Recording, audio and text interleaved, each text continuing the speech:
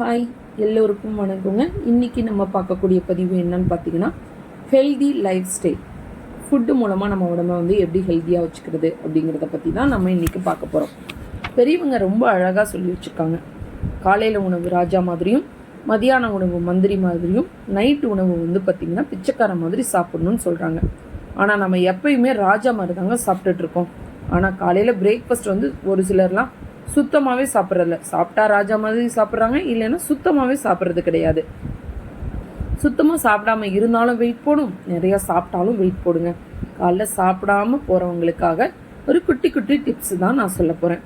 Smoothie, அதாவது நைட்டே எல்லா நட்ஸையும் ஊற வச்சுட்டு காலைல எழுந்திரிச்ச உடனே பார்த்தீங்க அப்படின்னா அதை ஒரு மிக்சியில் போட்டு ஒரு கிரைண்ட் பண்ணி, ஏதாவது ஒரு பழத்தை போட்டு கிரைண்ட் பண்ணி குடிச்சிட்டிங்க அப்படின்னாவே நமக்கு ஒரு ராஜா மாதிரி ஒரு உணவு கிடைச்ச மாதிரி தான்.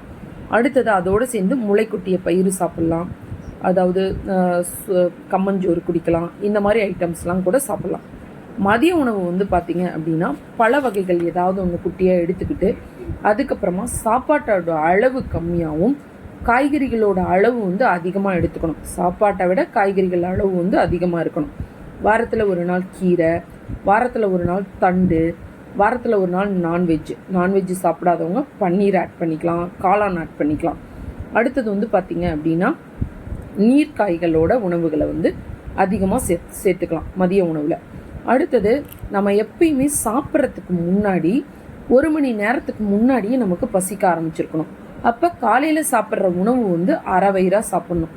எப்பயுமே நம்ம சாப்பிடும்போது 75% தான் நம்ம வயிறு நிரம்பணுங்க. அதுதான் சொல்கிறேன். சாப்பிட்றதுக்கு முன்னாடி 1 ஹவருக்கு முன்னாடியே நமக்கு பசிக்க ஆரம்பிச்சிடணும். அடுத்தது இரவு உணவு மெயினாக 7 மணிக்கு முன்னாடியே எடுத்துக்கிறது ரொம்ப பெட்டருங்க. நைட்டு தூங்க போகும்போது வித்தவுட் ஃபயர் சாப்பாடு சாப்பிட்றது ரொம்பவே பெஸ்ட்டு. அதை விட பெஸ்ட் என்ன அப்படின்னு சொல்லி கேட்டிங்கன்னா, ஃப்ரூட்ஸு. நைட்டு ஏதாவது ஒரு ஃப்ரூட்ஸு சாப்பிட்டுட்டு கம்முன்னு பேசாமல் படுத்து தூங்கிறது ரொம்ப நல்லதுங்க. இந்த முறைகள்லாம் நீங்கள் ஃபாலோ பண்ணிக்கிட்டு வந்தீங்க அப்படின்னா உங்களோட ஹெல்த்து ரொம்பவே நல்லா இருக்குங்க.